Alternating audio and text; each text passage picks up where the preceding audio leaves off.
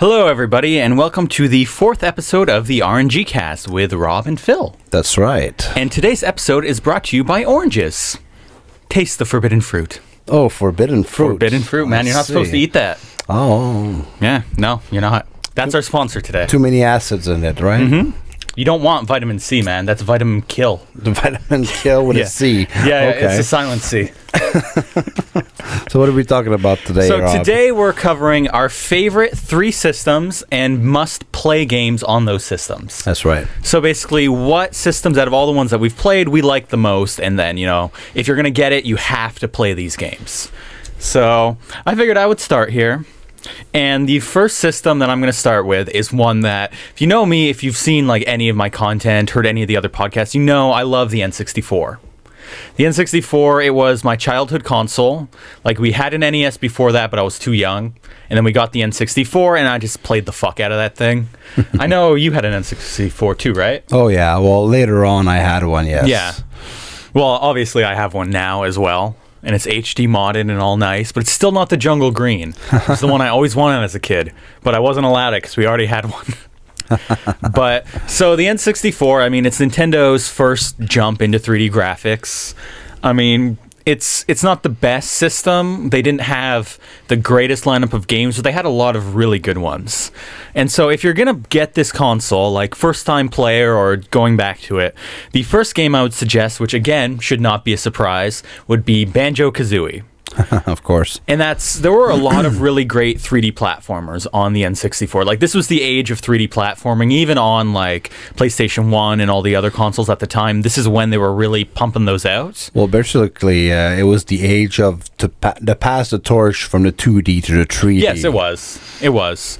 But it was like 3D platforming was like what they were pushing. That's right. And I think it was Mario 64 really kicked that off, showed what you could do in a 3D world. They revolutionized the 3D platformer for sure. Absolutely. And then Banjo-Kazooie kind of took all those ideas and just like improved upon them in every way.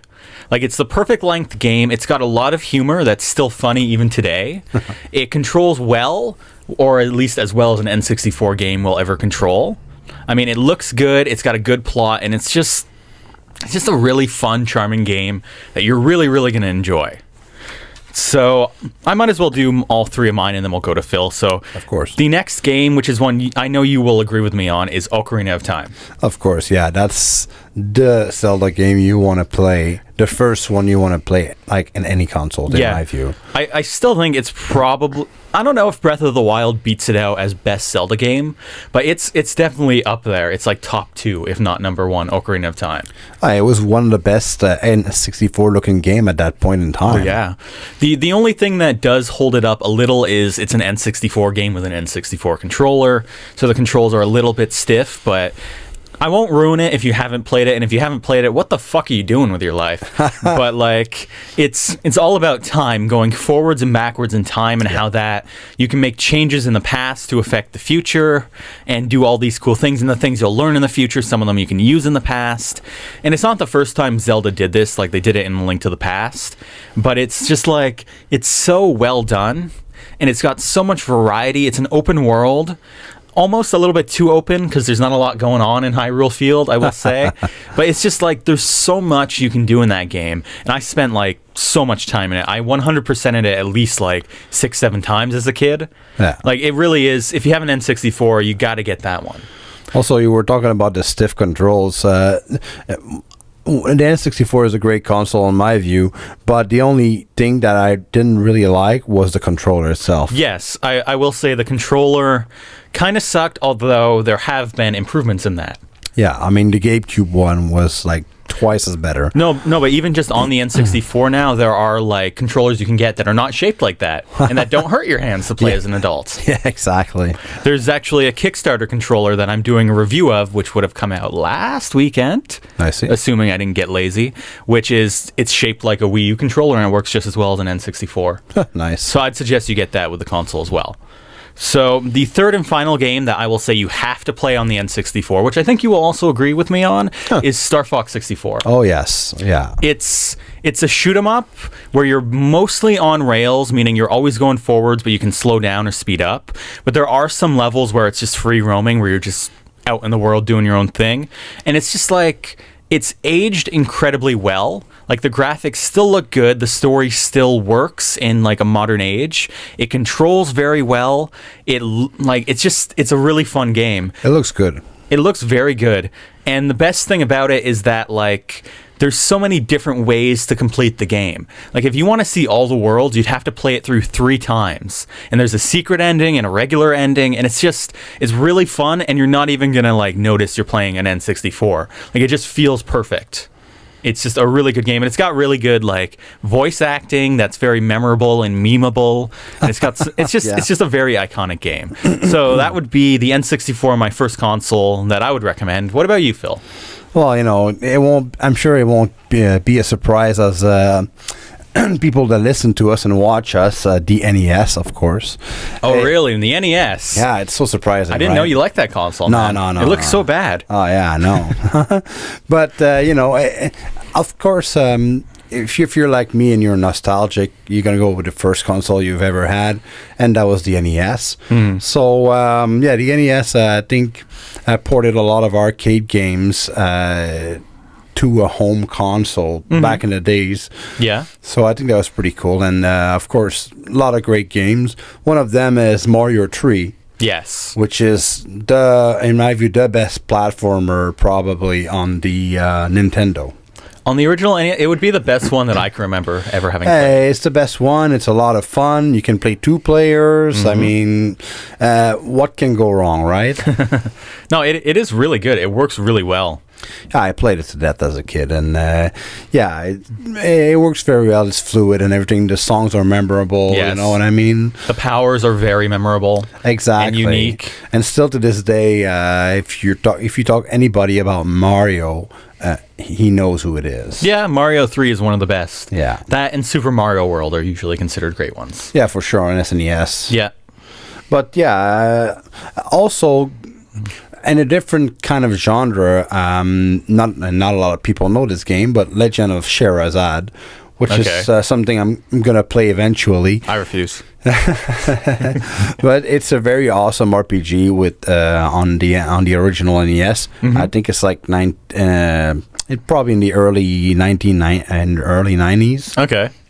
So like a late game in the NES. Yeah, a late game. It was made by Culture Brain, if I remember. Okay. And it's got a lot of depth to it. It's got a lot of storyline, a lot of different magics, and you know, it's an RPG as well. So you grow. Yeah. As you go. It's a bit more complicated than Willow as well. Okay. So you get different things. So that's another one of my favorite. If you really like RPGs, try it out. You know, just give it a try. Cool. RPG adventure, I would say. For the third one, I would say I played a game called Low G Man. I've never even heard of that. Pretty much, I would say it's called like Low Gravity Man. He used to jump a little higher. The music was incredibly upbeat. Okay. And pretty much platformer. Okay. A late platformer. Yeah, so for the NES, these are the games I recommend. I would recommend more, but these are the one that I like the most personally. Well, that's it. All these consoles have easily like 10, 20 good games, but we're trying to narrow it down where if you get it, these are the 3 that you buy day one, basically. That's right. And I've never even heard of that last one of his. That's cool. Well, you might see it one day. Who knows? Probably will. Okay, so my second console, which would be probably the one that like really turned me into a gamer, I would say, would be the PlayStation 3. And so the games I'm recommending on the PlayStation 3 aren't necessarily exclusive to the PS3, but I feel like they're the best versions. I see. Because I have played the first one I'm going to recommend, which you will probably agree with at least to some extent, is Fallout 3. Of course, yeah. Fallout 3 is my favorite game of all time. Like, still to this day. It was the game that actually made me like first-person shooters because before that, I'd only ever played like Call of Duty or Battlefield, where it's like these 12-year-old kids being like, "Oh, I just teabagged you," and I'm like, "That's why is this fun?" You know? And then I played Fallout 3, and I'm like, "Wow, you can do this shit in like a really cool world with a really interesting story where you actually shape the world." And it was just probably still one of the best first-person shooters I've ever played. Fallout New Vegas is another one that I debated on. The story is better in New Vegas, but I find the combat in the world is better in Fallout 3. I gotta agree on that. Although I am in favor of New Vegas myself. They're both good. They're both excellent games in my view. If you ever played Fallout 4, yes, I never did. It's not as good. Yeah. But it's playable. Okay. To a certain extent, I would recommend it, but the other ones are better. Yeah. Now, Fallout 3, amazing game. You can get it on the Xbox. You can get it on PC. But if you want something for the PlayStation 3, you can't go wrong. It takes very little time to get into it, and it's just, you can make the game last as long as you want. Like, there's always shit to do. Oh, yeah. The next game I would recommend, which you might not have ever heard of, maybe you have, is Katamari Forever. No, never heard of it. It's one of the weirdest games I've ever played in my life, but it's so fun and addictive. Like, you can't play this game and not have a good time. Okay. The premise is that your dad is like the king of the universe, and he goes on a drinking binge and destroys all the stars. And then you're his little tiny son who's like an inch tall, and you have to remake the stars. And how you do it is by rolling shit up into a ball. Oh, I think you might have seen it. I've probably seen some footage of that. Yeah, it's got like a huge cult following, but there were a bunch of them. I like Katamari Forever, which is the PS3 one, the most because it has a slightly different art style, which I feel aged really well, as opposed to like really low resolution PS2 graphics or whatever. And it plays kind of like a remix of Greatest Hits because they take the best levels from the other games and add some new ones. It's just really fun, and I would highly recommend Katamari Forever. Just make sure you play it with a PlayStation 3 controller that has 6-axis because you have to use that to jump. And if you have a third-party controller, it doesn't always work. I don't have a really good working first-party controller, and I can't play it, and it makes me sad. And the final game that I would recommend, which is actually 3 games in one, would be the Jak and Daxter HD Remaster for the PS3. It has Jak 1, 2, and 3, which were some of my favorite games on the PS2. They were all really, really interesting platformers. The first one, not as much, but Jak 2 and Jak 3, it's almost like you merge Mario with, like, Grand Theft Auto. And that's the game. Like, it's tons of fun. I did play some Jaks and Dexter, if I remember. Which one? Maybe, I think it was the second one, probably. Okay. And I played, like, on the same note, Ratchet and Clank, which is very similar. Very similar by to the same it. People, yeah. I probably played all of them. Yeah. Jak 3, I think, would be the best one, just because it controls the best. The difficulty is, like, perfect, and it just has the best story. But get the HD remaster. They look so much better than they do on PS2. They're in widescreen. They play well. Like, that would be my third pick for the PS3, for sure. Nice. So what would be your next system, Phil? Well, I will have to go with the Sega Genesis. I'm a Sega fan. I was as a kid as well. Never had a Super Nintendo. Sega. But yeah, Sega. So a lot of good games, a lot of memorable game for people that had it. One of my favorite RPGs is actually on that system, Phantasy Star 4. Okay. Is that the online one that everybody loves? Oh, no. And personally, I've played a couple of Phantasy Star games after I played that one, and I never got that same feeling. Okay. So Phantasy Star 4, a very complete RPG game. The difficulty is not crazy like his predecessor, the second one. Okay. So it's nice to play. You can upgrade. You got a bunch of different vehicles. I mean, you go into space. I won't spoil anything, but it's very crazy. And, okay, that sounds cool. Very enjoyable. I do have it on my Wii. Eventually, we probably will give it a go. Yeah, probably. Another one in a different genre, of course, Street of Rage 2. Okay. Which is a beat 'em up. Really upbeat music, electrical music, I would say. Electronic. I mean, Sega Genesis was pretty famous for these types of music. It had good music. It had bad sound effects. Yeah. That's what I've noticed. We've been doing a playthrough of Beyond Oasis. Yeah. And I've been editing those. I'm like, hey, the music's pretty good. Oh my God, that's supposed to be a dog barking. Like, that's been my reaction. Yeah. So. Well, that's the thing. You know, they were good for the music, but yeah, the sound effects. It sounded very electronical. Yeah, it sounded like it's peeking through like 6 different audio filters. Like, oh wait, the Game Gear was worse. Oh, was it? Oh yeah, but anyway, I had a lot of fun in that beat 'em up. It's comparable to Final Fight on Super Nintendo. Okay, but it's really fun to play 2 players and kick some punk's ass, I guess. Okay, and cool. Because in the 90s, it was all about, the punks are bad and the skinheads, so you had a lot of that. Oh, man, they were trying to make sure kids didn't turn into that. They were afraid. Yeah, they were afraid. Scared. Look at us now, man. Look at us now. So, yeah, really fun. Another one that I really enjoyed, and it was a bit of a parody of game, I gotta say, on the Sega Genesis, was also ported on the SNES and the Game Gear. Okay. Earthworm Jim 2. Oh, I've played, I don't know which one I've played, but I played one of those.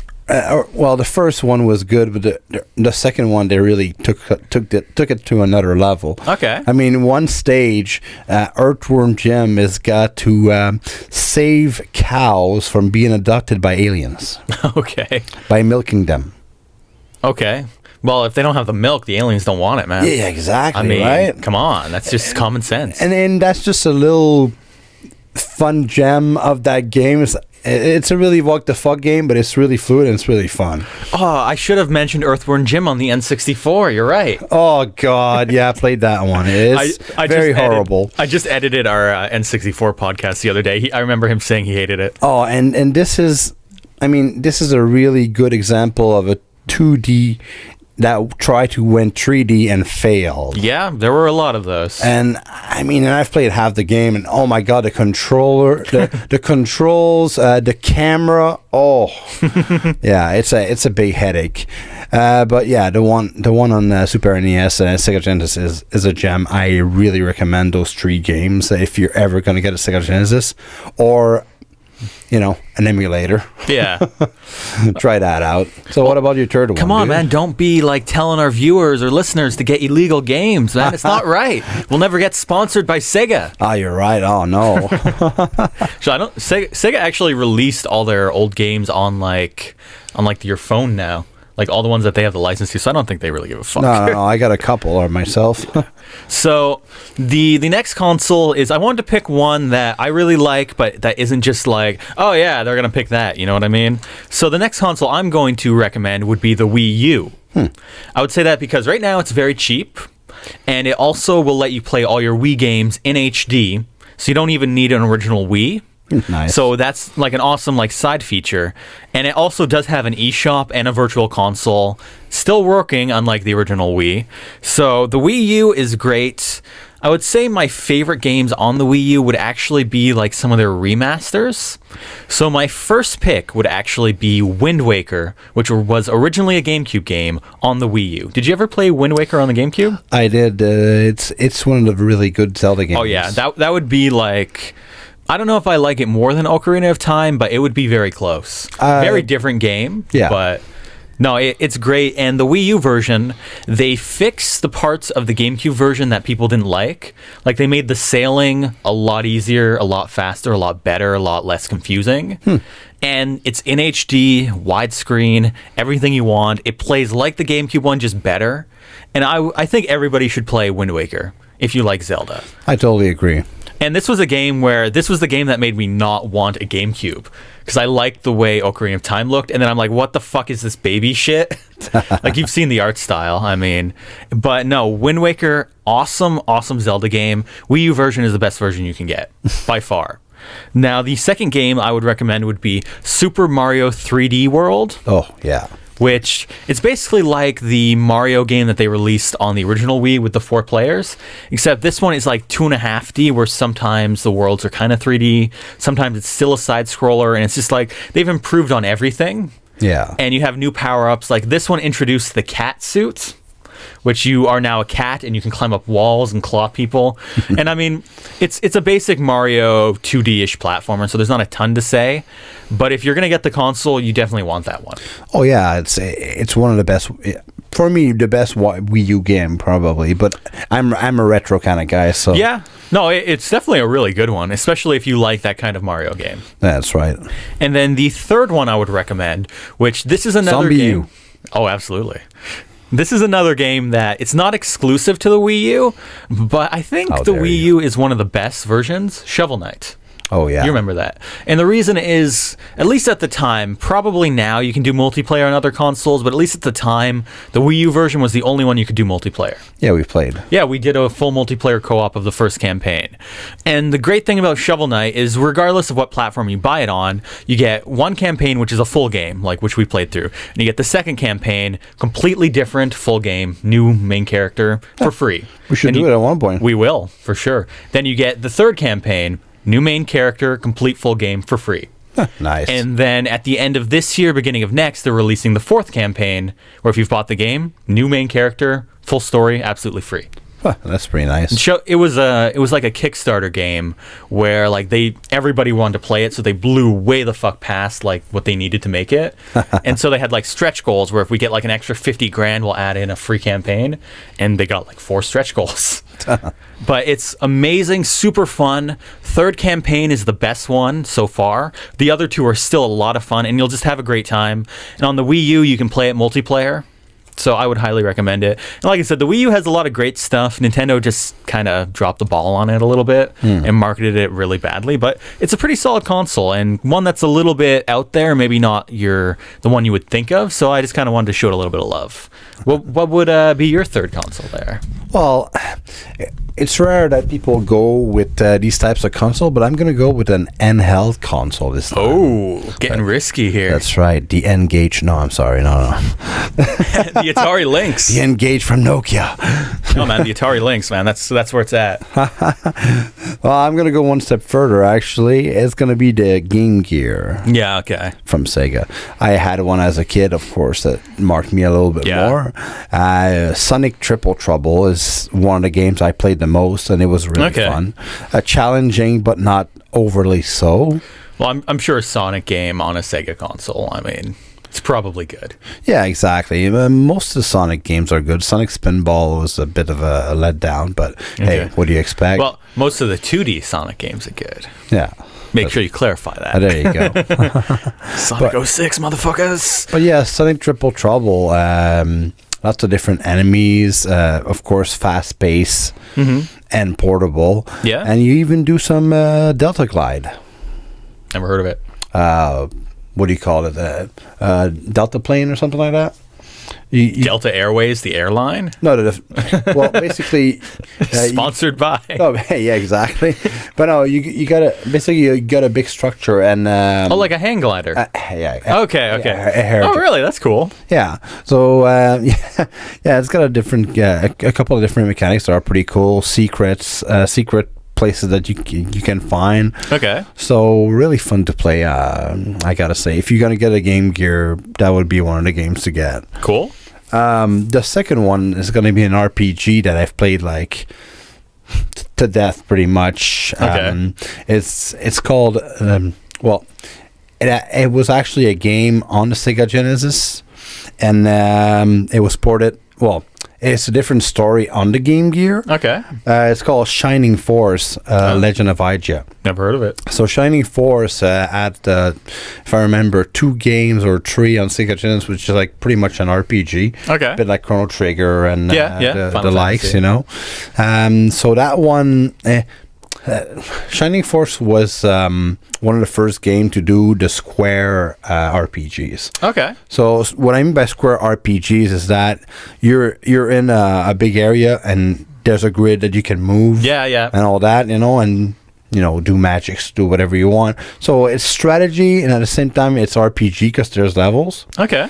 And in the Sword of Asia, I played like so much. It was portable, so in the car, when my parents go to places, stuff like that. And you can play over like 50 different characters, if I remember. Oh, wow. Okay, that's pretty cool. 5 hidden ones, I think. and you can upgrade until level 99.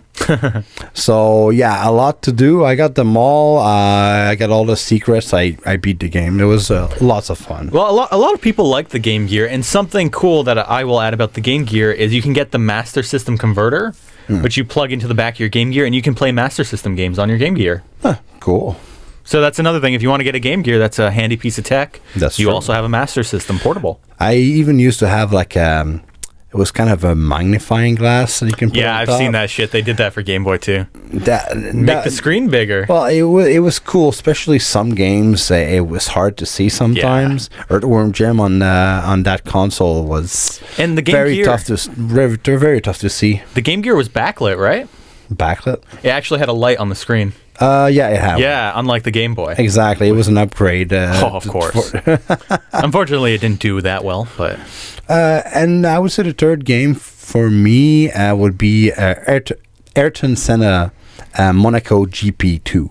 Okay. This is a racing game based on one of the greatest F1 drivers, Ayrton Senna. I don't know it that much, but I don't follow F1. It was very fun. It was very like how can I say? It wasn't stressful, and a lot of the courses were well done, and everything in the background. Okay. So I really enjoyed it, and the music was nice as well. It was challenging a little bit. Mm-hmm. So yeah, a different type of game. So I believe we have some one honorable mention each. Yeah, we do. So for my honorable mention, the console is going to be the GameCube, and the game on that console is Paper Mario: The Thousand Year Door. Oh. Which I have played a little bit of Paper Mario 64. I've played a little bit of the one on the Wii, which was like Color Splash or something. Mm-hmm. Nothing beats The Thousand Year Door. I'm sure it's awesome. It is basically like they took all the good things from the N64, added an even better story, and they just made a really great game. If you want to play an RPG, it sounds weird recommending Mario in an RPG. It really does. You normally would think like, oh, Final Fantasy 7 or whatever. Now, Paper Mario: The Thousand Year Door, it will surprise you. It has a lot of depth, so many different characters that you're going to like have on your team and that will change the way you play the game. Mm-hmm. It's got a really great story. It's very long, so you can really like get into it, you know what I mean? And it's just really awesome game. Well, you know that Mario started in RPGs back on the SNES with Super Mario RPG. That was Squaresoft, though, that made that one, not Nintendo. But it was still a Mario game. Yeah. Paper Mario. I'm talking about Mario here, not Nintendo. No, but Paper Mario was the sequel to the Super Mario RPG. I know. Yeah. No, I'm just talking about the beginning of Mario and RPGs. Yeah. I mean, it has been around. It's just, it feels weird to recommend Mario, the guy who jumps on Goombas, as a fucking RPG, but... Well, you still jump on Goombas, actually. Usually you hit them with your hammer. Or jump on them. Yeah. But no, it's a really great game that, if you're wondering, it will really surprise you. So that would be my honorable mention. What about you, Phil? Well, I'm going to go with an odd one that I had as a kid, a Virtual Boy. Oh. A lot of people bash it, and it didn't do well. No, it really For sure, it didn't do well. It really didn't. But if it actually did, it would have been in a better time, and it would actually have been done well. It was a pretty cool console to have, pretty much. Yeah, we could do a whole podcast on it. Nintendo messed up how they did that one. Yeah, unfortunately. Personally, I had one later on, and I had a bunch of games, and I remember like playing tennis. That was pretty cool. Tele Boxer, which was really more of a VR one, and my favorite, Galactic Pinball, which is pretty laid back but cool, upbeat music, and so many types of mini games in each different pinballs. Huh, okay. It was very complete, very fun, and I don't know, I had a blast. Okay. Well, that's cool. So yeah, guys, that would be our picks for consoles you should get and the games you should get on them. That's right. So I'm really curious, if you're listening to this, let us know down in the comments below what would be your picks for consoles that you have to get and games that if you get the console you have to play. Yeah, we would love to hear from you for sure. Absolutely. And yeah, guys, thanks a lot for listening, and as always, we will catch you in the next one. Catch you in the next one.